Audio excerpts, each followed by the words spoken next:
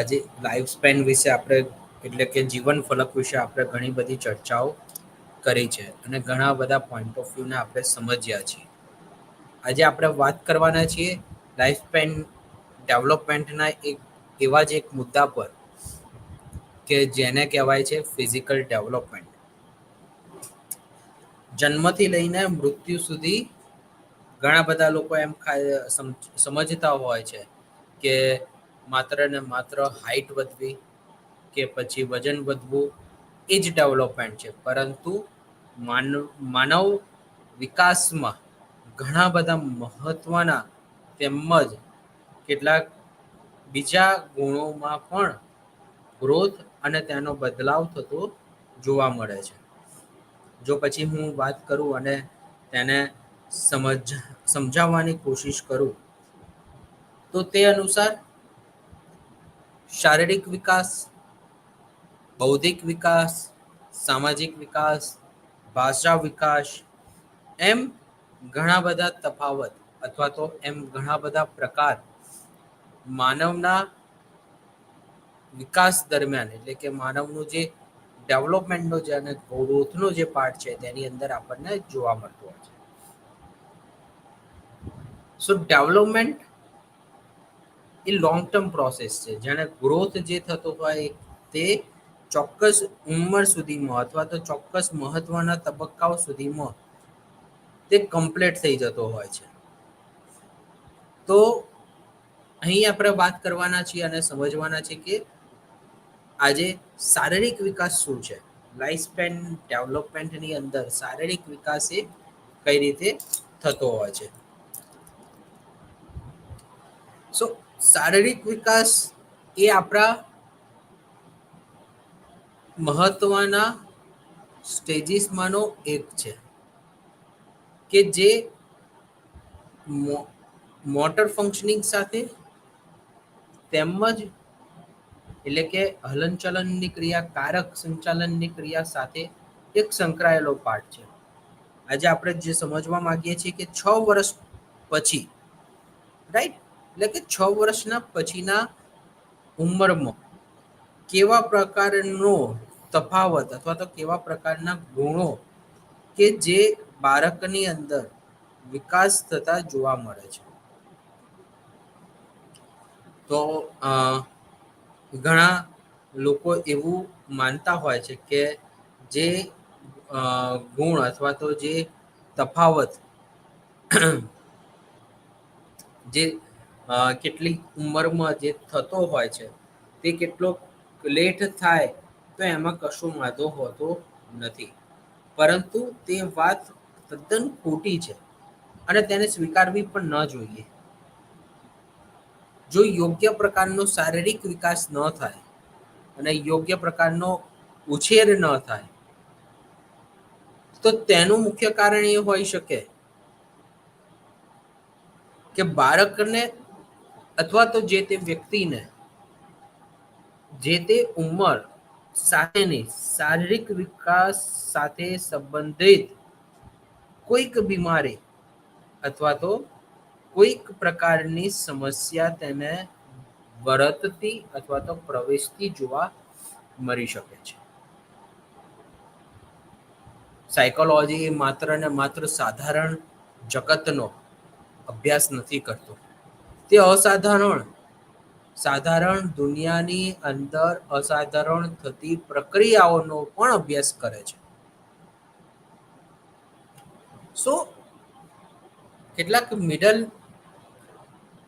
સ્ટેજની અંદર ચાઇલ્ડહુડના કે જે 6 થી 12 વર્ષનો છે તો એમાં રેપિડલી ફિઝિકલ ગ્રોથ થતો હોય છે. એક પરફેક્શનલ સાથે બાળકની અંદર મોટર એબિલિટીઝ જન્મતી હોય છે ને એ ડેવલપ થતી હોય છે, જે કોગ્નેટિવ અને સોશિયલ સ્કિલ સાથે સંકળાયેલી છે. બટ એવું કહી શકાય કે વ્યક્તિગત રીતે દરેકનો શારીરિક વિકાસ એ અલગ અલગ હોઈ શકે છે અને એને એક યુનિક ગ્રોથ હોઈ શકે છે. જેમ કે એવું કહી શકાય કે આપણે આપણા આસપાસમાં આપણા મિત્રોમાં ઘણા બધા લોકોની હાઈટ, એ લોકોનું વેઇટ એક તદ્દન અલગ આપણને ડેવલપ થયેલું જોવા મળે છે. દરેકનું એક સરખું અને સાધારણ રીતનું ડેવલપમેન્ટ એ જોવા મળવાનું નથી. એટલે કે દરેકની વજન અલગ હોય, દરેકનું ગ્રોથ અલગ થતો હોય અને હાઈટ પણ અલગ હોય, શરીરનો કલર પણ અલગ હોય. સો ફંડામેન્ટલી આપણે બધા અલગ અલગ શારીરિક વિકાસના ગ્રોથ સાથે જન્મતા હોઈએ છીએ. એટલે કે જે પ્રાથમિક તબક્કો જે છે શારીરિક વિકાસનો, એને આપણે એવું કહી શકાય કે સ્કૂલની અંદર જ્યારે બાળકનો પ્રવેશ થાય છે તેનો તે શરૂઆતનો તબક્કો, રાઈટ? જેમ કે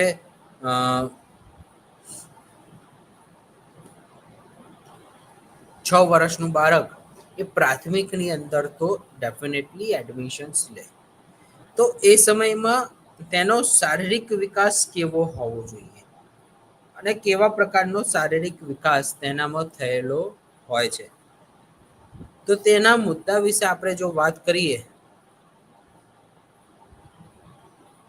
તો 12 વર્ષની છોકરીઓ કે જે સ્ત્રી છે, 12 વર્ષની ગર્લ, તો એમને મિનિમમ 29 થી લઈને 32 સુધી, 35 કિલોગ્રામ સુધીનું વેઇટ એ તેમની અંદર જોવા મળે છે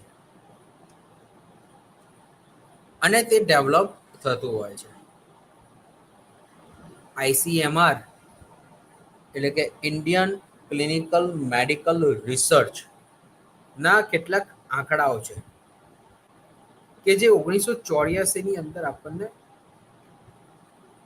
દેવદાસ અને ડોક્ટર જયાએ 1984માં આપ્યા. તો તેમણે 6 થી 12 વર્ષના બાળક સુધીની કેટલી હાઈટ અને વજન હોય તેનો એમણે ગુણોત્તર આપણને શોધીને આપ્યો કે જો 6 વર્ષનું બાળક હોય તો એની હાઈટ 107 વજન 16 કિલોગ્રામ જોવા મળી શકે છે. જ્યારે છોકરાની હાઈટ 108 સેન્ટીમીટર અને વજન 16 કિલોગ્રામ હોઈ શકે છે. એ જ રીતે છોકરીની 7 વર્ષની ઉંમર હોય તો એની હાઈટ એ 112 સેન્ટીમીટર 17 કિલોગ્રામ વજન, 8 વર્ષની ઉંમરમાં 118 સેન્ટીમીટર હાઈટ અને 19 કિલોગ્રામ વજન. જ્યારે 9 વર્ષની બાળકીનું હાઈટ 122 સેન્ટીમીટર અને વેટ 21 કિલોગ્રામ. જ્યારે 10 વર્ષની બાળકીનું હાઈટ 128 સેન્ટીમીટર અને 23 કિલોગ્રામ. 11 વર્ષની બાળકીનું હાઈટ 133 સેન્ટીમીટર્સ એન્ડ 26 કિલોગ્રામ. જ્યારે 12 વર્ષની બાળકીનું, કિશોરીનું હાઈટ 139 સેન્ટીમીટર અને 29 કિલોગ્રામ વજન આપણને જોવા મળે છે. એ જ રીતે 7 વર્ષના બાળકનું એટલે કે છોકરાનું સેન્ટીમીટર હાઈટમાં જોઈએ તો 113 અને વજન 18 કિલોગ્રામ હોઈ શકે છે. જેણે 8 વર્ષના બાળકનું, છોકરાનું હાઈટ 119 સેન્ટીમીટર અને 19 કિલોગ્રામ વજન હોય છે. જેણે 9 વર્ષના છોકરાનું હાઈટ 123 સેન્ટીમીટર અને 21 કિલોગ્રામ વજન હોય છે. જ્યારે 10 વર્ષના બાળકનું, છોકરાનું હાઈટ 128 સેન્ટીમીટર અને 23 કિલોગ્રામ વજન હોય છે. જાણે 11 વર્ષના બાળકનું છોકરાનું હાઇટની જો આપણે વાત કરીએ તો 133 સેન્ટીમીટર હાઇટ અને 25 કિલોગ્રામ વજન હોય છે. જાણે 12 વર્ષના કિશોરનું જો આપણે હાઇટ જોઈએ તો 138 સેન્ટીમીટર અને વજન 28 કિલોગ્રામ હોય છે. આ રીતે અલગ અલગ કક્ષાએ અલગ અલગ બાળકોનું અલગ અલગ વજન આપણને થયેલું આઈસીએમઆરની કેટેગરીની અંદર આપણને જોવા મળે છે. તો માત્ર ને માત્ર આ તો હાઇટને લઈને આપણે વાત કરી, પરંતુ આપણા વાતાવરણની અંદર આ ગુણોના સિવાય પણ બીજા અન્ય પણ ગુણો છે કે જે અસર કરતા હોય, રાઈટ. જેમાં હર્લોકે એવા ફેક્ટર જણાવ્યા કે જે શારીરિક રીતે બોડીની સાઇઝ સાથે કનેક્ટેડ હતા.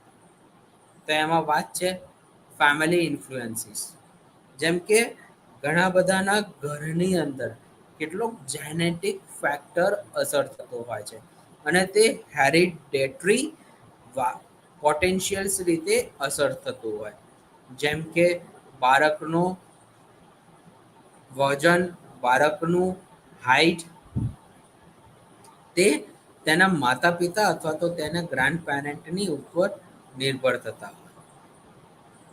જેમ કે આપણા કુટુંબની અંદર અથવા તો આપણા સમાજની અંદર ઘણા બધા લોકો એવાને આપણે વાતો કરતા સાંભળીએ છીએ કે આની હાઇટ આના પપ્પા ઉપર ગઈ છે, આનો વજનમાં અથવા તો શારીરિક અને એનું કદ મમ્મીના જેવું છે, હે ને, એનો શારીરિક બંધાણ એ તેના દાદા ઉપર ગયો છે, દાદા તરફથી એના વારસામાં આ વસ્તુ મળેલી છે. તો વારસામાં એટલે ડીએનએ તરફથી, બરાબર, જેનેટિક ફેક્ટર જે ઇફેક્ટ થતા હોય તેના ગુણોના આધારે આપણને આપણું વજન અને આપણી હાઇટ એ ફેમિલીના કેટલાક ઇન્ફ્લુએન્સર પાર્ટની અંદર ડેવલપ થતા હોય છે. પછી છે ન્યુટ્રિશન્સ, રાઈટ. હવે જો બાળકને પહેલેથી જ પુઅર ન્યુટ્રિશન્સ મળે, અત્યારે આપણે જોઈએ છીએ કે નાની નાની ઉંમરમાં ઘણા બધા બાળકોને અત્યારે હાર્ટ એટેક આવી રહ્યા છે અને એનું જોખમ વધી રહ્યું છે. તો અત્યારના સંશોધનો એવું કહે છે કે જે ગુણોની અંદર બાળકોને ઓછો પોષણવાળો ખોરાક મળતો હોય અથવા તો બહારનું ડાયટ જો વધારે મળતું હોય તો તેના કારણે ન્યુટ્રિશન્સની ખામી એ સર્જાતી હોય છે, બરાબર. અને જાણે બાળકને પ્રોપર ન્યુટ્રિશન્સ નહીં મળે તો તેના પરિણામે બાળકનો જે ગ્રોથ જે છે એ ઓછો થશે અને યોગ્ય રીતે તેનો વિકાસ નહીં થાય, રાઈટ. સો બાળકના યોગ્ય વિકાસ માટે, તેના વજન માટે જરૂરી છે કે ઊંચી ગુણવત્તાવાળો એક ન્યુટ્રિશન્સ એટલે કે એનું ફૂડ એને મળતું રહે. જો એના હેરિડિટી અને એના ડીએનએને ઇફેક્ટ કરતા હોય તો તેવા ગુણોની મદદથી બાળકનો યોગ્ય વિકાસ, શારીરિક વિકાસ એ થતો જોવા મળે છે. પછી છે ઇમોશન્સ ડિસ્ટર્બન્સીસ. અત્યારે ફાસ્ટ લાઈફની અંદર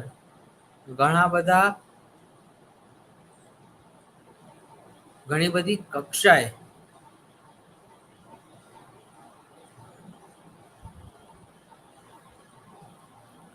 પેરેન્ટ એ સફળ થતા હોય છે કેટલાક ઇકોનોમિકલ અને સોશિયલ ઇસ્યુઝથી, જેના કારણે બાળકની જે આવેગીય એ તેના કેટલાક એ હોર્મોનલ ચેલેન્જીસ ઉપર ડિપેન્ડ છે. જેમ કે બાળક એ કેટલાક પ્રકારનું પ્રિવેન્શન્સ અથવા તો કેટલાક પ્રકારનું જે ટેકનિક યુઝ કરે છે તો એ પ્રમાણે બાળકને કેટલાક વાતાવરણની ખામીના પરિણામે ઇમોશનલ ગ્રોથ ઓછો થતો જોવા મળે છે,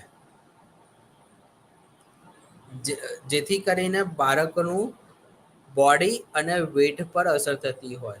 જો બાળકને કેટલોક આવેગીય સમસ્યા જોવા મળે તો તે દુબળો રહેવાની શક્યતાઓ થતી હોય છે, રાઈટ. એ જ રીતે બીજો ફેક્ટર ઇફેક્ટ કરે છે કે સોશિયો ઇકોનોમિકલ સ્ટેટસ. ઘરની અંદર જો લો સોશિયો ઇકોનોમિકલ બેકગ્રાઉન્ડ હોય તેને પરિણામે બાળક કેટલાક હાઈટને લઈને અને કેટલાક વેટને લઈને કેટલુંક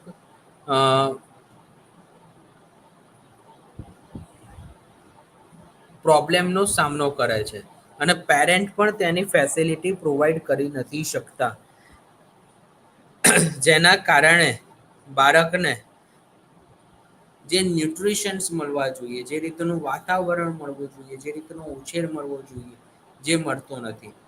તો તેને પરિણામે આ સમસ્યા ઘણી બધી રીતે વર્તતાથી જોવા મળે છે, રાઈટ. તો એ જ રીતે હેલ્થ, ઘણા બધી સમસ્યાઓ એવી છે કે જે બાળકને નાની ઉંમરમાં થઈ જાય, જેમ કે ખેંચ, બરાબર. તો તેના પરિણામે બાળકનો શારીરિક વિકાસ એ રૂંધાતો હોય છે, શારીરિક વિકાસ એ અટકી જતો હોય છે. So health is most priority and most important primary care, જેના કારણે બાળક જો સ્વસ્થ હશે તો તેનું ઓવરઓલ ડેવલપમેન્ટ પણ સારું જ થવાનું છે. તો હેલ્થ એ ખૂબ જ અગત્યનું છે. પછી છે એન્ડોક્રાઇન ફંક્શનિંગ, જેમાં આપણે જે હોર્મોનલ ગ્રોથ જે છે અને તેના કારણે થતી બધી પ્રક્રિયાઓ જે છે એ એન્ડોક્રાઇન એટલે કે હોર્મોનલ ફંક્શનિંગની સાથે કનેક્ટેડ છે, અને જેને પરિણામે કોઈ પ્રકારનું હોર્મોનલ ચેલેન્જીસનો સામનો કરવામાં બાળકને સમસ્યા ઉદ્ભવે, તેને પરિણામે પણ બાળકને કેટલીક સમસ્યાઓનો સામનો એ કરવો પડતો હોય છે.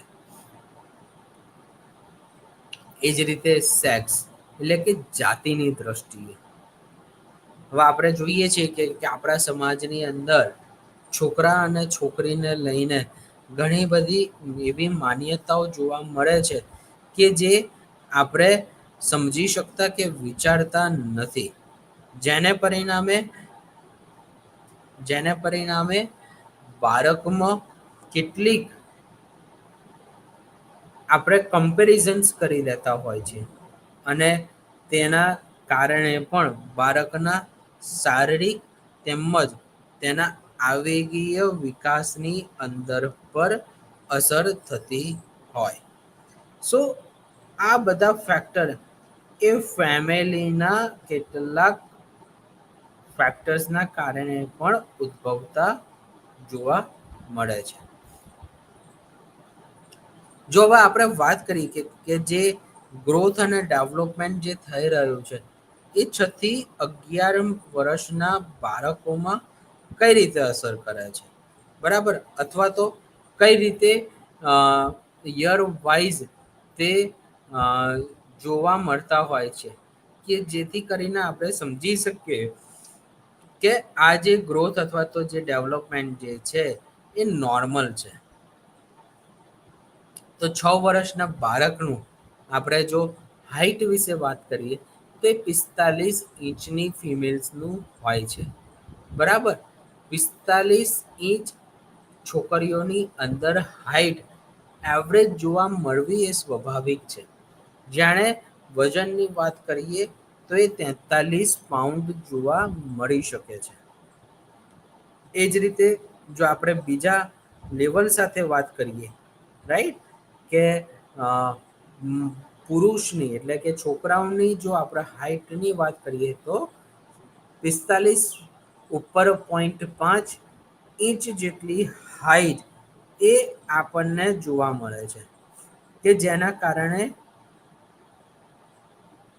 ગુડ અને એક સારો એવો વિકાસ એ થતો જોવા મળે. એ જ રીતે આપણે જો વજનની વાત કરીએ તો પુરુષનું જે વજન જે છે એ 45 પાઉન્ડનું હોય છે, અને આ પાઉન્ડના વજનના પરિણામે પુરુષનો એક સારો અને નોર્મલ વિકાસ થયેલો જોવા મળે. રિસર્ચ એવું કહે છે કે 6 વર્ષ સુધીમાં ઓલમોસ્ટ બ્રેઇનનો જે ગ્રોથ જે છે એ 90% એ થઈ જતો હોય છે, અને તેનો વિકાસ પણ થઈ જતો હોય છે. એ જ રીતે 6.5 વર્ષના જો બાળકના આપણે પરમેનન્ટ દાંત એટલે કે જે ટીથ જે છે એ આવી ચૂક્યા હોય છે અને તે ડેવલપ થઈ ચૂક્યા હોય છે. અને જો કોઈ કારણસર ન આવે તો તેને કોઈ મલ્ટી વિટામિન્સ અથવા તો મિનરલ વિટામિન્સની ઉણપ હોઈ શકે તેવું કહી શકાય. ત્યારબાદ જાણે બાળક 7 વર્ષનું પહોંચે છે ત્યારે તેની હાઈટ 47 ઇંચની, વજન 48 પાઉન્ડનું જોવા મળે છે. જાણે પુરુષની હાઈટ એ 48 ઇંચની તેમજ વજન 50 પાઉન્ડનું જોવા મળે છે. એ જ રીતે 8 વર્ષના છોકરીની હાઈટ એ 39 ઇંચની તેમજ વજન 54 પાઉન્ડનું જોવા મળે છે. એ જ રીતે પુરુષની હાઈટ એ 50 ઇંચની તેમજ 55 પાઉન્ડની તેનું વજન આપણને થતું એ જોવા મળે છે. જેમ જેમ બાળક એ મોટો થતો જાય તે બહારના વાતાવરણની અંદર તેનો ગ્રોથ થતો જાય તે રીતે બાળકનું ગ્રોથ અને એન્વાયરમેન્ટ એ બદલાતું જતું હોય છે, અને તેમજ તેનો ગ્રોથ પણ થતો જતો જોવા મળે છે. હવે જો આપણે બાળકના મોટર સ્કિલ્સ અને તેના ગ્રોથ અને ડેવલપમેન્ટની જો વાત કરીએ તો તે એક બદલાતો એક ગુણોત્તર છે, રાઈટ? જેમ કે મોટર સ્કિલ્સને આપણે સમજીએ તો એક સાથે ઘણા બધા ફંક્શનિંગ આપણે યુઝ કરીએ અથવા તો એક સમયમાં એક જ ફંક્શન બોડીનું યુઝ કરીએ તો તેને આપણે મોટર ફંક્શન્સ તરીકે ઓળખી શકીએ. જેમ કે હાથ ચલાવવા તો એ ફાઇન મોટર સ્કિલ્સ છે, હે ને? જો આપણે બાળકના ફાઇન મોટર સ્કિલ વિશે વાત કરીએ તો તેને મેઇનલી લખવાનું, કપડાં પહેરવા એપ્રોપ્રિએટલી, તેને સેટ કરવું, બોડીનું અરેન્જમેન્ટ કરવું, આ દરેક ગ્રોથ સાથે આ દરેક તબક્કા સાથે ફાઇન મોટર એ એક સંકળાયેલો પાર્ટ છે, જેને પરિણામે તે અલગ અલગ રીતે અથવા તો અલગ અલગ તબક્કાઓ સાથે જાણે પણ જરૂર પડે છે ત્યારે ફાઇન મોટર સ્કિલને યુઝ કરે છે. જે રીતે બાળકની હાઈટ, વજન એ બદલાતું રહેતું રહે એ રીતે તેને કેટલીક એક્સરસાઇઝની મદદથી તેના ફાઇન મોટરની અંદર એક યોગ્ય સુધારણા તેમજ એનો બદલાવ આપણે લાવી શકીએ છીએ. એ જ રીતે જો આપણે વાત કરીએ તો લોકોમોટર સ્કિલ્સ, હે ને? લોકોમોટર સ્કિલ્સ એ આપણા મુવમેન્ટ એટલે કે વોકિંગ સાથે કનેક્ટેડ છે. જેમ કે ચાલવું, દોડવું, સાયકલ ચલાવવી, બરાબર? તો આ જે બધા ગુણો જે છે એ લોકોમોટર સ્કિલ સાથે સંકળાયેલો એક પાર્ટ છે. અને જાણે આપણે ફાઇન મોટર સ્કિલ્સની ગ્રોસ મોટર સ્કિલની વાત કરીએ તો ગ્રોસ મોટર ફંક્શન એ અલગ અલગ તબક્કાઓ સાથે સંકળાયેલો છે, જેમ કે એક સાથે બે મુવમેન્ટને એટલે કે બે ફંક્શનને યુઝ કરવા.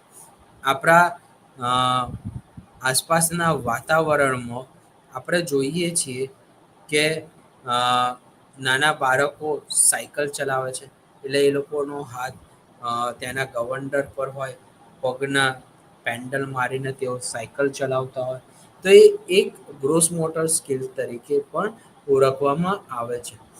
તો એ ઉંમરના આધારે તેનો વેગ એ બદલાતો રહેતો હોય છે અને બાળકની અંદર તે ડેવલપ થતો જતો જોવા આપણને મળે છે. જે રીતે બાળકનો શારીરિક વિકાસ થતો જાય છે તે અનુસાર બાળકની જે કેટલીક એવી સ્કિલ છે કે તેની અંદર પણ આપણને ગ્રોથ થતો જોવા મળે, જેમ કે ટીથ એટલે કે દાંત, હાડકા અને મસલ્સ. 3 વર્ષ સુધીમાં બાળકને 20 દાંત એ આપણે જોઈ શકીએ છીએ અને તે યોગ્ય રીતે ડેવલપમેન્ટ થતા જોવા મળે છે. જ્યારે એ મિડલ ચાઇલ્ડહુડમાં પહોંચે છે એટલે કે 8 વર્ષ સુધીમાં પહોંચે છે ત્યારે તેના 28 દાંત આપણને થતા જોવા મળે, અને જાણે 32 વર્ષનું 32 દાંત એ આપણને બાળકના એડલ્ટ સ્ટેજની અંદર કે એટલે જ્યારે પુખ્ત વયનો થાય છે ત્યારે આપણને જોવા મળતા હોય છે. ત્યારબાદ જો આપણે વાત કરીએ તો હાડકા વિશે, તો હાડકા એ એક બેસ્ટ અને એક અગત્યનો પાર્ટ છે કે જે કેલ્શિયમ અને બીજા બધા સફિશિયન્ટ પ્રોટીન અને ફોસ્ફરસની મદદથી હાડકા એ સ્ટ્રોંગ થતા હોય છે અને તેનું મસલ્સ પણ સ્ટ્રોંગ થતા હોય, અને આ બધો આધાર તેના યોગ્ય એવા ઉછેર સાથે અને તેના ધોરણો સાથે સંકળાયેલું એ જોવા મળે છે. રાઈટ. સો અગત્યનું શું છે કે આપણે બાળકને એક યોગ્ય પ્રકારનું વાતાવરણ અને ઉછેર તો પ્રોવાઈડ કરીએ, પરંતુ સાથે સાથે બાળકોને એક પૌષ્ટિક આહાર પણ આપીએ કે જેની મદદથી બાળકમાં હાડકાની વૃદ્ધિ થાય, હાડકા એ મજબૂત થાય. કારણ કે બહારના ખોરાક કરતા જે ઘરની અંદર આપેલો જે ખોરાક જે છે એ ખૂબ જ અસરકારક ભાવ ભજવતો જોવા મળે છે. ત્યારબાદ આપણે જો મસલ્સ અને ફેટ વિશે વાત કરીએ તો જેમ જેમ હાડકા મજબૂત થશે તેમ તેમ બાળકના મસલ્સ અને તેની અંદર આવતી જે સ્ટ્રેન્થ જે છે એ પણ થતી જોવા મળશે. બરાબર. સો યોગ્ય વાતાવરણની મદદથી બાળકનું એક યોગ્ય ડેવલપમેન્ટ આપણે ચોક્કસ રીતે કરી શકીએ. ત્યારબાદ આપણે જો મસલ્સ વિશેની વાત કરીએ તો મસલ્સના પણ કેટલાક પાર્ટ પડે છે જેને આપણે ગ્રોસ મસ્ક્યુલર કોઓર્ડિનેશન્સ તરીકે ઓળખવામાં આવે છે. જેમાં ગ્રોસ મસ્ક્યુલર કોર્ડિનેશન્સને આપણે એવું કહી શકીએ કે બાળક જે ઘૂંટણીએ ચાલે, મોઢામાં પેન્સિલ નાખે, બરાબર, અથવા તો જે 1 વર્ષનું બાળક હોય અને તેની સાથે પ્લે કરે તો તેના આધારે ગ્રોસ મસ્ક્યુલર એટલે કે મસ્ક્યુલારિટી એ ડેવલપ થતી હોય છે. જે ફાઇન મોટર કોર્ડિનેશન જે છે એ ઓવરઓલ ગ્રેટર પ્રોફિશિયન્સી સાથે કનેક્ટેડ છે ગ્રોથ સાથે. અને એક સારી ગ્રોથ મોટર સ્કિલના પરિણામે બાળક એ ચોક્કસ રીતે એવું આપણે કહી શકીએ કે તેના ગ્રોથમાં અ, જો ખાસ કરીને વિકાસની જો વાત કરીએ તો એમાં બાળકે સારી રીતે પેન્સિલ પકડતા અને સારી રીતે લખતા તેમજ સારા એવા અક્ષર પાડતા તેમજ સારું એવું ચિત્ર કરતા પણ તે શીખી જતું હોય છે. So all of these things depend on how to child's muscularity, fine motor skills are developed in overall stages, right? અને તે 6 થી 11 વર્ષના સમયની અંદર એક્ટિવલી ડેવલપ થતા એ જોવા મળે છે. જેમ જેમ સમય જતો જાય એમ એમ બાળકના મોટર ફંક્શનિંગની અંદર પણ કેટલોક સુધારો અને તેનો ગ્રોથ થતો આપણને જોવા મળતો હોય છે.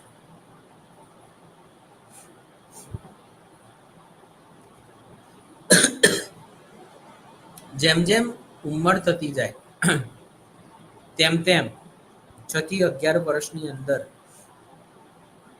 બાળકોને કેટલીક એક્ટિવિટીઝ પણ કરાવવી એ જરૂરી છે અને તેના આધારે બાળકના યોગ્ય એડોલેસન્સ અને તેમજ તેના શારીરિક વિકાસમાં પણ ગ્રોથ મળે. જેમ કે અત્યારે આપણે જોઈએ છીએ કે પહેલા લોકો પહેલા બાળકો આઉટડોર એક્ટિવિટીઝ વધારે કરતા હતા. વર્તમાન સમયમાં બાળકો ઇન્ડોર એક્ટિવિટીઝ વધારે કરે છે. જેને પરિણામે એક લાંબા સમય સુધી બાળકોનું શારીરિક રીતે તંદુરસ્તી એ થયેલી જોવા મળતી નથી. સો જેટલું બને એટલું 6 થી 11 વર્ષની અંદર બાળકોને extra curriculum and outdoor activities માટે પણ તેમને પ્રેરિત કરવા જોઈએ. જો બાળકો તે વાતાવરણ માટે પણ પ્રેરિત થશે અને તે ક્રિયાઓ માટે પણ ઉશ્કેરાશે તો તેના પરિણામે બાળકનો શારીરિક વિકાસ એ યોગ્ય રીતે થયેલો જોવા મળશે. સો જરૂરી શું છે કે આપણે એક યોગ્ય વાતાવરણ પ્રોવાઈડ કરીએ અને એક વાતાવરણની અંદર બાળકોને આઉટડોર એક્ટિવિટીઝ કરવા માટે એક સર્વોચ્ચતમ સ્થાન આપીએ. જેની મદદથી બાળકનું ગ્રોથ એ યોગ્ય રીતે થાય. તો 6 થી 11 વર્ષમાં ઘણી બધી શારીરિક સમસ્યાઓ પણ આપણને થતી એ જોવા મળે છે. સો કેવી સમસ્યા હોઈ શકે? તો આપણે જો મેઇનલી જો ફોકસ કરીએ તે અનુસાર attention deficit hyper activity disorder, right? ADHD. ADHD એક એવી સમસ્યા છે કે જે બાળકના અ, ડેવલપિંગ ફંક્શનિંગ સાથે કનેક્ટેડ હોય, બરાબર? જેને આપણે હાઈપર એક્ટિવ તરીકે ઓળખીએ છીએ. જેમાં બાળકો ઇઝીલી ડિસ્ટ્રેક્ટ થઈ જતા હોય, બાળકોનામાં ઇમ્પલ્સિવિટી હોય, ઇરિટેશન્સ જોવા મળે, મૂડી હોય, સ્લો લેવલ લર્નિંગ ફંક્શનિંગ હોય, ફિઝિકલી તેઓ મૂવ ન કરી શકે, તો કેટલાક અલગ પ્રકારના તેમના અ, વર્તન કે જે એક જગ્યા પર બેસે નહીં અને આવી બધી મલ્ટિપલ ઇસ્યુઝ સાથે તેમની સ્કૂલ, ઘરમાંથી કમ્પ્લેન આવ્યા કરે કે મારું બાળક એક જગ્યા પર ધ્યાન લગાવી શકતું નથી. જો બાજુમાં કોઈ અવાજ થાય અથવા તો કોઈ પ્રકારનો સાઉન્ડ થાય તો બાળક એ ઇઝીલી ડિસ્ટ્રેક્ટ થઈ જાય છે. તો આવા રીતના કેટલાક ઇસ્યુઝ એ જોવા મળવા એ સ્વાભાવિક છે. ત્યારબાદ જો આપણે બીજા તબક્કાઓ વિશે વાત કરીએ તો હાઈપો એક્ટિવ. બાળક આ હાઈપો એક્ટિવ સ્ટેજની અંદર નોર્મલી એક્ટિવિટી લેવલ્સ અને એક્સેસિવ ડે ડ્રીમિંગ સાથે સંકળાયેલું છે. અને બાળક એક સ્પેસિફિક ટાસ્કની અંદર જ ઇન્વોલ્વ રહેવાનું પસંદ કરશે. બરાબર. સો આ સમયમાં તેની good base and complain base વાર્તનિક સમસ્યા એ જોવા મળતી હોય છે. પછી છે કે executive functioning connected issues. Executive issues એટલે આપણે એવું કહી શકીએ મોટર ફંક્શનિંગ, કે જેમાં બાળકને સ્પીડ પકડવામાં, એટલે કે સ્કૂલની અંદર એને લખવા આપ્યું હોય તો બધા બાળકોને બોર્ડ પરથી કોપી મારવાનું કામ થઈ જાય, બરાબર. પરંતુ તેઓ બીજું કામ ન કરી શકે અને બીજી એક્ટિવિટી સાથે તેઓ ફોકસ ન કરી શકે. કમ્પ્લીટલી જે ટાસ્ક જેને નોટબુકની અંદર ઉતારવાનો છે તો એ લખી શકતો નથી, જેને પરિણામે બાળકમાં સ્પીડનો ઇસ્યુઝ આપણે કહી શકીએ કે બોર્ડમાંથી ટાઈમ ટુ ટાઈમ બાળક કોપી નથી કરી શકતો, જેને પરિણામે આ પ્રકારની સમસ્યા એ થતી અને થયેલી જોવા મળે છે. એ જ રીતે જો આપણે વાત કરીએ તો કોઓર્ડિનેશન, જાણે એક સાથે મલ્ટિપલ બોડીના ફંક્શનને જાણે યુઝ કરવાના હોય, જેમ કે સ્વિમિંગ કરવાનું હોય, મોટર ઇસ્યુઝની ખામી હોય, બરાબર, કોઓર્ડિનેશનની ખામી હોય, તો પછી બાળક એ યોગ્ય રીતે સ્વિમિંગ નહીં કરી શકે. બીજી એક વાત કરીએ તો ક્રિકેટ.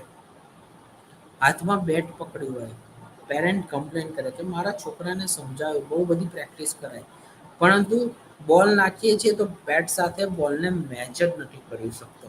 તો કદાચ શારીરિક વિકાસ એ નોર્મલ હોઈ શકે, પરંતુ એ શારીરિક વિકાસ નોર્મલ હોવો તો તેનો મતલબ એ નથી કે બાળકનું બૌદ્ધિક કક્ષામાં પણ એક નોર્મલ લેવલ જ હોય. ના, બાળકને બીજી બધી પણ સમસ્યાઓ થવાની શક્યતાઓ એ થયેલી તેમજ વધેલી જોવાના ચાન્સીસ આપણે કહી શકીએ છીએ.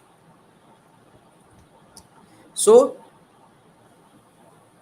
બાળકને કોઓર્ડિનેશન્સ કરવામાં, જે બેટની સાથે બોલને મેચ કરવામાં જે તકલીફ આવે છે, તો એ એક ઇસ્યુઝ આપણે ડેફિનેટલી કહી શકીએ એમ છીએ.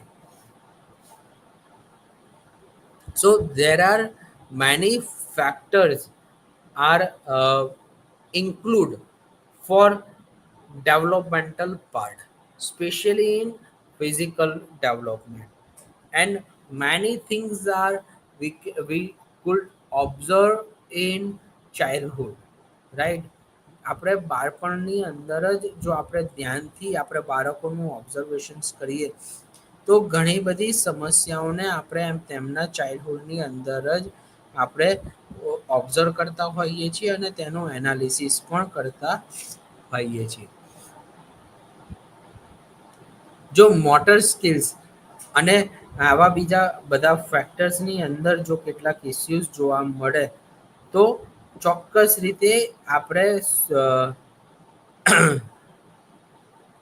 કેટલાક ટાઈમને ઇન્વેસ્ટ કરીને અથવા યોગ્ય રીતે સમયનું વળતર આપીને આપણે તેનામાં ગ્રોથ અને તેનું ડેવલપમેન્ટ એ આપણે કરી શકતા હોઈએ છીએ.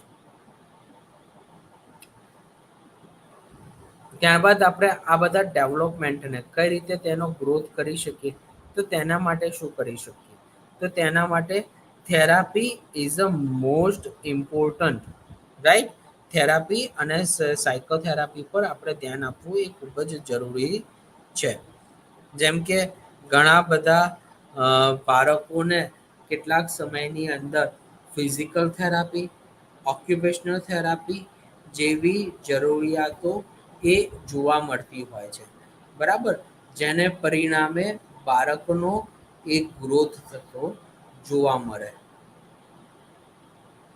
સો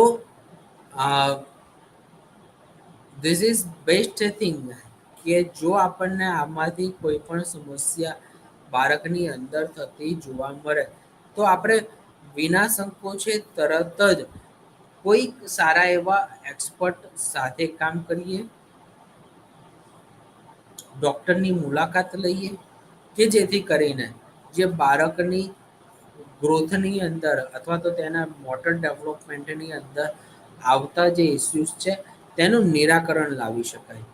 હા, આપણે તેના માટે ચોક્કસ ન મળી શકીએ કે બાળકની હાઈટ નાની છે તો એ હાઈટ, પરંતુ મોટર ડેવલપમેન્ટલ સાથે, કોઓર્ડિનેશન સાથે, સ્પીડ સાથે, બેલેન્સ સાથે જો કોઈ ઇસ્યુઝ આપણને જોવા મળે તો એનું ચોક્કસ આપણે નિરાકરણ એ લાવી શકતા હોઈએ છીએ.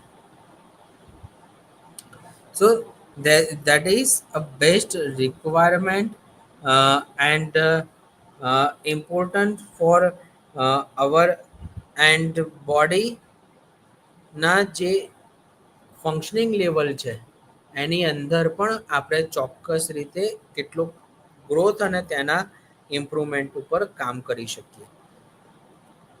જેમ કે બેબી જો ફેટ હોય, બરાબર, કેટલીક વખત બાળકને વારસામાં જ કેટલાક પ્રકારનો ગ્રોથ થયેલો જોવા મળે છે અથવા તો તેનું વજન વધારે જોવા મળે છે, તો આપણે નાનપણથી જ એને કેટલીક એક્ટિવિટીઝની અંદર ઇન્વોલ્વ કરીને તેનામાં યોગ્ય આપણે સુધારણા આપણે લાવી શકીએ છીએ. જેમ કે સ્વિમિંગ કરાવીને તેને આર્ટ બેઝ અથવા તો એથ્લેટિક એક્સરસાઇઝ અથવા તો એક્ટિવિટીઝમાં જો બાળકને રસ હોય તો તેમાં ઇન્વોલ્વ કરીને આપણે બાળકનું એ ચોક્કસ રીતે જે ડેવલપમેન્ટ છે એની અંદર તેમજ તેના ગ્રોથની અંદર આપણે સુધારણા કરી શકીએ છીએ. મોટર સ્કિલ જે છે એ કોઓર્ડિનેશન્સ અને સ્મોલર મસલ્સ સાથે એક અગત્યનો રોલ ભજવે છે. લર્નિંગ મોટર સ્કિલ્સની અંદર ઘણા બધા ગુણો એવા છે કે જેને પરિણામે લર્નિંગ એ ઇઝી રીતે થઈ શકે, બરાબર. અને જેમ લર્નિંગ મોટર સ્કિલના ગુડ ફંક્શનિંગના કારણે જે બાળક કેટલીક વસ્તુઓને રિપીટ કરવામાં જે બોરિંગ થતું જોવા મળે અથવા તો બાળકનું કોઓર્ડિનેશન એ સ્લો જોવા મળે તો તેને પરિણામે બાળકની એક રેપિડલી ઇમ્પ્રુવમેન્ટ આપણે મોટર મૂવમેન્ટ એક્ટિવિટીઝથી તેનામાં ગ્રોથ લાવી શકીએ. જેમ કે કેટલાક એડીએચડીના બાળકો એટલા હોય કે જેમ કે બહુ જ હાઈપર એક્ટિવ હોય અને એમના ફંક્શનિંગની અંદર આપણે જો કંટ્રોલ લાવવો હોય અને એમનામાં સેલ્ફ ઇમ્પ્રુવમેન્ટ કરવું હોય તો આપણે ચોક્કસ રીતે તેને એક પર્ટિક્યુલર થિંગની અંદર અથવા તો ટ્રેન કરીને તેનામાં મુવમેન્ટમાં આપણે ઇન્ક્રીઝ કરી શકીએ અને તેની હાઇપર એક્ટિવિટીને આપણે ડિક્રીઝ કરી શકીએ. જેમ કે હાઇપર એક્ટિવિટીઝ માટે mostly therapist working on coordinations and strength and vestibular systems, right. So hyper activities decrease કરવા માટે આપણે વેસ્ટિબ્યુલર એક્ટિવિટી જેમ કે ટ્રેમ્પોલાઇનને યુઝ કરી શકીએ કે જે મગજની અંદર આવેલા પર્ટિક્યુલર મોટર ફંક્શનિંગના ન્યુરોનને અસર કરશે અને તેની હાઇપર એક્ટિવિટીને ડિક્રીઝ કરશે, જેથી કરીને બાળકનું એક ગ્રોથ થયેલો જોવા મળે અને આ ગ્રોથના પરિણામે બાળક એ એમ્પેસાઇઝ અને એક ગુડ સ્કિલ્સ થયેલી આપણને જોવા મળશે. એ જ રીતે જો આપણે હેન્ડનેસ વિશે વાત કરીએ અથવા તો કેટલાક બાળકોનું જે આઈ એન્ડ હેડ કોઓર્ડિનેશન્સને ઇમ્પ્રૂવ કરવું હોય તો during the schooling years below 8 years આપણે ચોક્કસ રીતે એની અલગ અલગ પ્લાન્સ અને એની એક્ટિવિટીની મદદથી તેની અંદર ગ્રોથ લાવી શકતા હોઈએ છીએ કે જેના કારણે એક ગુડ ઇમ્પ્રુવમેન્ટ થતું પણ જોવા મળે. જેમ કે આપણે એક મેજર મોટર ડેવલપમેન્ટ વિશે વાત કરીએ તો રનિંગ, જમ્પિંગ, પછી સિક્વેન્સિંગ સાથે કેટલીક ફૂટ મોમેન્ટ્સ, બેલેન્સિંગ, થ્રો, કેચ, આ બધા એક મોટર ડેવલપમેન્ટના એક પાર્ટ છે. તેમજ ચિલ્ડ્રનને સ્કિલ બેઝ એક્ટિવિટીઝ અને એના મુવમેન્ટમાં એડ કરીને પણ આપણે બાળકોને ટ્રેન કરી શકીએ એમ છે. જેમ કે સ્પોર્ટ્સ, ગેમ્સ, મ્યુઝિક અને તેને જે પસંદ આવતી હોય તેવી ગેમ્સની અંદર તેને પાર્ટિસિપેટ કરાવી તેમજ તેનો રિએક્શન્સ ટાઈમને ઇમ્પ્રૂવ કરે. બરાબર, કે જેની મદદથી આપણે બાળકમાં યોગ્ય સુધારણા લાવી શકીએ. તેમજ બાળકને હાઈ એન્ડ હેન્ડ એટલે કે આંખ અને હાથની હલનચલનની પ્રક્રિયાઓ સાથે જે ગુણો જે થયેલા જે જોવા મળે છે તેની મદદથી બાળકમાં યોગ્ય ગ્રોથનો અને તેમજ તેના ડેવલપમેન્ટની અંદર ચેન્જીસ લાવતો જોવા મળ્યો. અને આ જે ચેન્જીસ છે તેને આપણે ચોક્કસ રીતે ઇમ્પ્રુવ લાયક કરી શકીએ.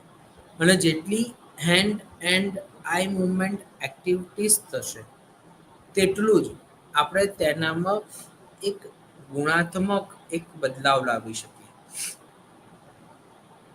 પછી જે સ્પોર્ટ્સની અંદર પાર્ટિસિપેટ જો બાળક થશે આ સમયગાળાની અંદર તો તેનું મોટર ડેવલપમેન્ટ એ વધારે સ્ટ્રોંગ થતું હોય છે. બાળક ડાબું અને જમણું જે એક્ટિવિટી કરશે ડાબા અને જમણા ની શારીરિક હલનચલનની પ્રક્રિયાઓના પરિણામે બાળકનું જે એક ગ્રોથ જે કહેવાય હે ને એ પણ સારી રીતે ડેવલપ થતો જોવા મળે છે. અને એક ફાઇન મોટર સ્કિલને પણ આપણે સારી રીતે ઇમ્પ્રૂવ કરી શકીએ છીએ.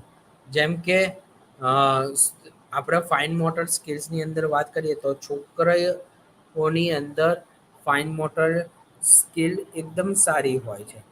કારણ કે તેઓ ખૂબ જ સારી રીતે ઘરના કામકાજ સાથે તેમજ બહારના કામકાજ સાથે વર્ક ઓફિસ અને જોબ સાથે કનેક્ટેડ હોય છે.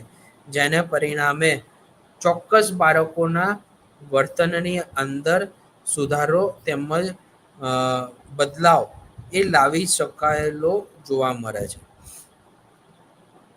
સો મોટર ફંક્શનિંગની અંદર આપણે ઇમ્પ્રુવમેન્ટ એ ચોક્કસ રીતે લાવી શકીએ છીએ.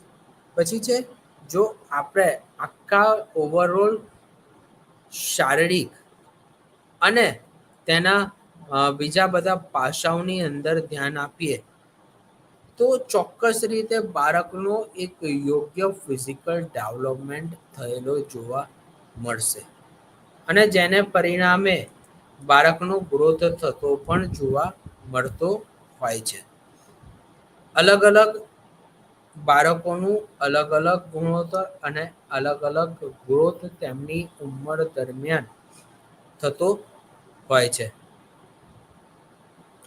જેમ કે ઘણા બધા બાળકોને ગેસ્ટ્રો સિસ્ટમ સાથે ની સમસ્યા હોય છે કે જેમ કે સ્કૂલની અંદર જતા પહેલા જ બાળકને પેટમાં અપચો થવો, વોમિટિંગ થવી, ડર લાગવો તો આવા સમય દરમિયાન પેરેન્ટ્સે ગભરાવાની જરૂર નથી. બાળકોને એક યોગ્ય અને કુશળ અને હૂંફ વાળું વાતાવરણ આપીને તેને યોગ્ય રીતે સમજાવટ દ્વારા આપણે ચોક્કસ રીતે તેનામાં બદલાવ લાવી શકીએ.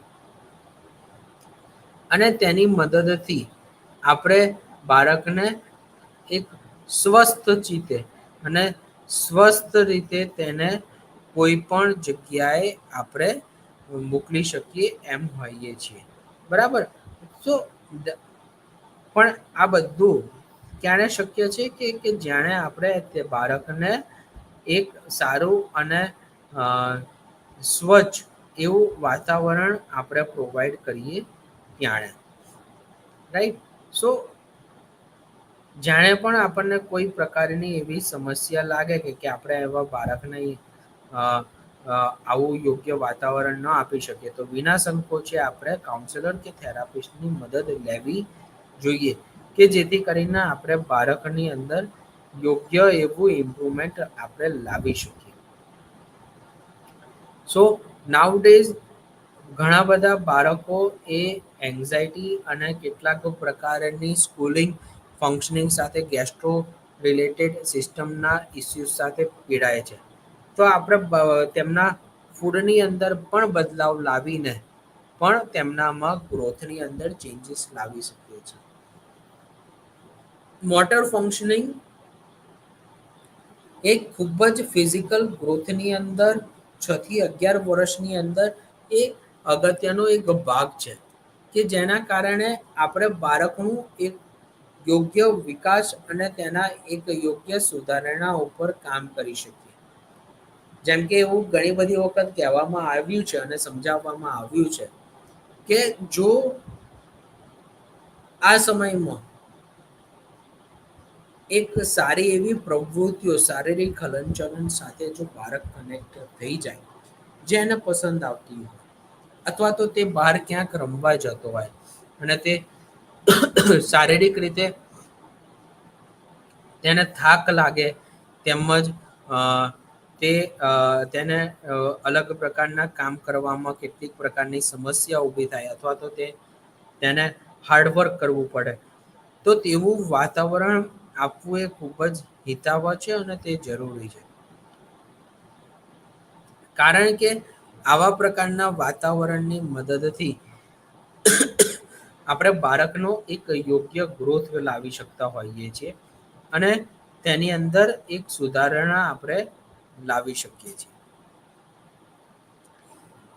બાળકનું 11 વર્ષ પછીનું શરીર ત્યારે જ મજબૂત થશે કે જો તેનું નાનપણથી જ એને એક યોગ્ય પ્રકારનું એના વાતાવરણ મળ્યું અને આ વાતાવરણના પરિણામે બાળકનું એક નોર્મલ એક ફંક્શનિંગ લેવલ એ પણ થયેલું જોવા મળે. સો આ ખૂબ જ અગત્યનું છે કે આપણે બાળકને કેવું વાતાવરણ એ પ્રોવાઈડ કરીએ. રાઈટ. સો શારીરિક વિકાસમાં આપણે ઘણા બધા તબક્કાઓ વિશે વાત કરી પરંતુ ક્યારેક આકસ્મિક રીતે એક્સિડેન્ટલી કેટલાક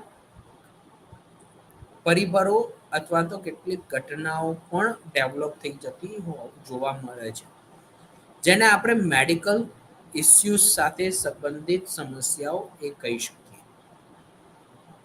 જેમ કે 7 વર્ષના બાળકને અથવા તો 11 વર્ષનું બાળક હોય અને આકસ્મિક રીતે તેનામાં કોઈ પ્રકારની શારીરિક સમસ્યા થઈ અથવા તો આકસ્મિક રીતે તેને ખેંચ આવી ગઈ જેને પરિણામે બાળકને ની આ જે ખેંચની જે સમસ્યા છે તે તેના સ્વાસ્થ્ય પર લાંબા સમય સુધી અસર કરી જતી હોય જેને પરિણામે બાળક એ યોગ્ય રીતે અને બહારના વાતાવરણ સાથે તાદાત્મ્ય સાધી ન શકે અને વારંવાર આવતી ખેંચને પરિણામે ચોક્કસ રીતે બાળકનું જે ઉછેર જે છે અને બાળકનું જે શારીરિક વિકાસ જે છે તે તેના ગુણો સાથે અસર કરે છે અને તેના વિકાસની અંદર પણ કેટલીક અડચણો ઊભી થતી એ જોવા મળતી હોય છે. જેમ કે કેટલાક બાળકોને પેરાલિસિસ થઈ જવો, કેટલાક બાળકોને